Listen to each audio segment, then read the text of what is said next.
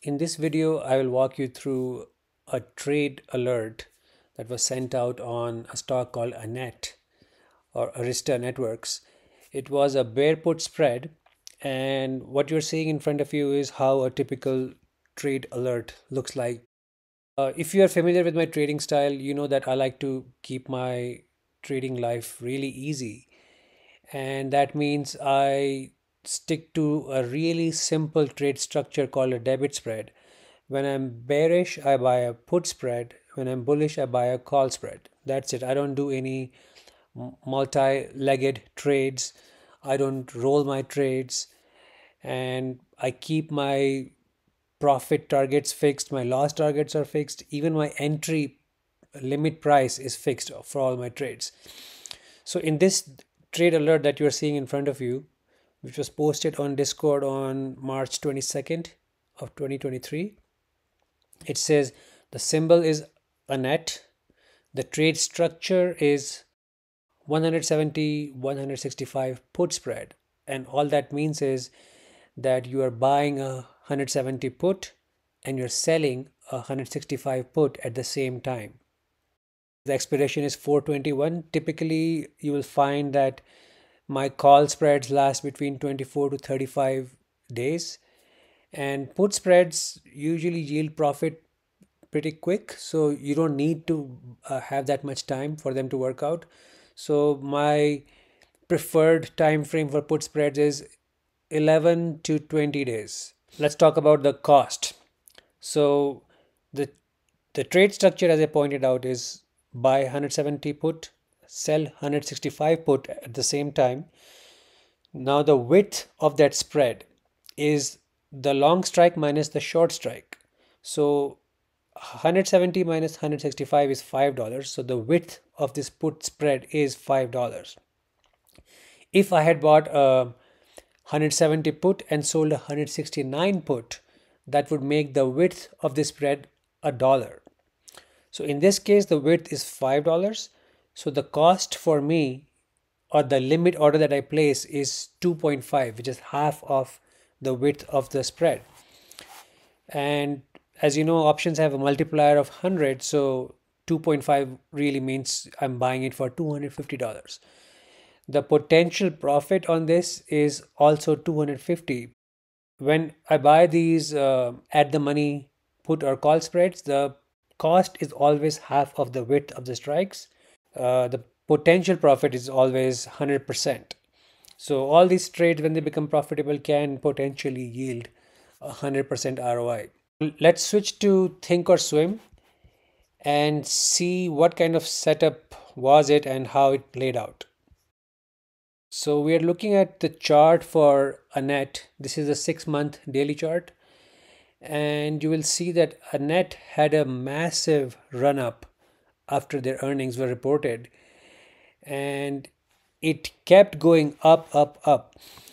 Now I use few indicators for all my trades, and the first thing I always look out for is the stock getting into overbought or oversold territory.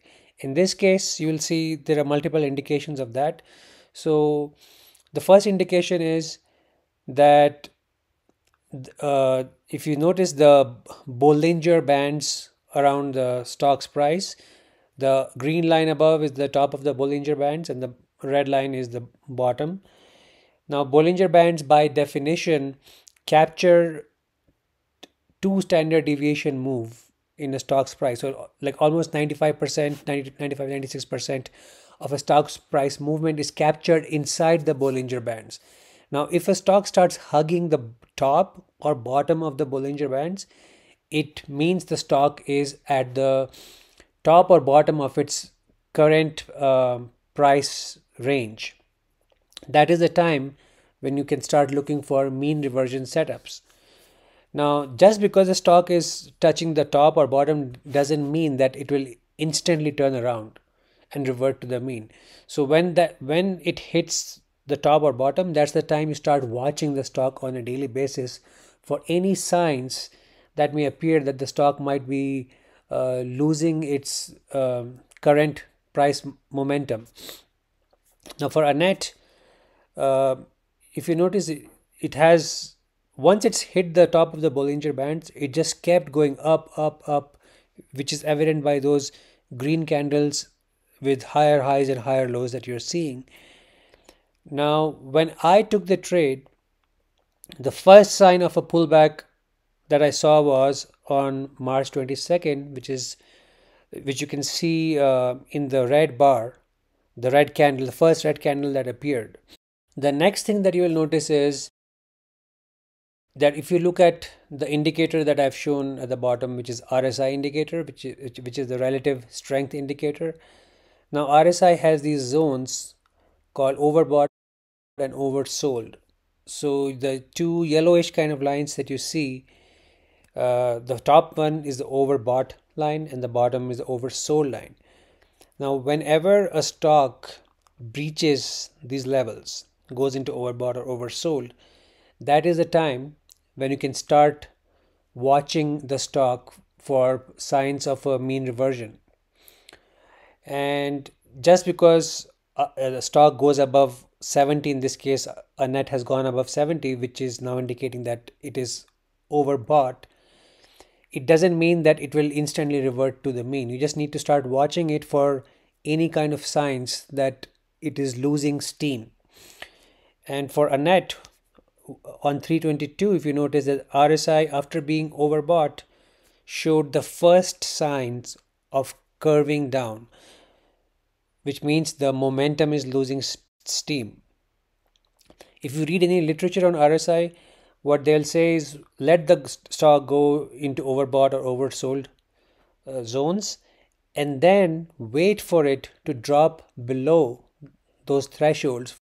And if you are inexperienced, if it's a new indicator you're just learning, then you can follow that. In this case, you could wait for RSI to drop below 70, where I've highlighted for you. I've been doing this for like over a decade. So as you gain experience, you will sometimes instinctively know that the stock might be stalling and is showing signs of a potential mean reversion. So sometimes I take the liberty of not waiting for that perfect setup to show up, and sometimes it works out great for me. Sometimes the stock will keep going against me. I wouldn't claim that there is any benefit from jumping in too early. In my case, I did jump slightly early before this RSI dropped below 70. Another indicator I use is DMI, which is shown by these green lines called DI plus and red line called DI minus. When green is above the red, it means the stock is experiencing a bullish momentum, and when the red line is at the top, that means it's stuck in a bearish momentum. In this case, the green line is up. The stock has gone into overbought. So now I'm waiting for signs for it to start stalling. And the first sign I showed you was RSI starting to point down. The second sign I would look for is the DI plus line, which has been going up, finally starts to drop. So this peak is higher than this peak. So it's starting to make lower highs and lower lows. So that is the time when I took the trade. If you look at the trade structure, I'm buying a 170 put, selling a 165 put. All I really need is for the stock to drop below 165 for me to double my money on this trade.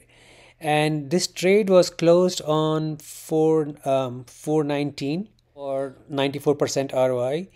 And just look at the price movement that happened between the time I opened and closed the trade. There is hardly any price movement. The stock has only dropped between $8 to $10. The nice thing about these debit spreads is that you need very little price movement in your direction for you to make money. You don't need a massive move like this, what we saw on this chart, to double your money. All you really care about is that the stock should drop below your short strike if you're buying a put spread, like in this case, or it should expire above the short strike when you're buying a call spread. So hope that gives you some insight on how I take these mean reversion trades.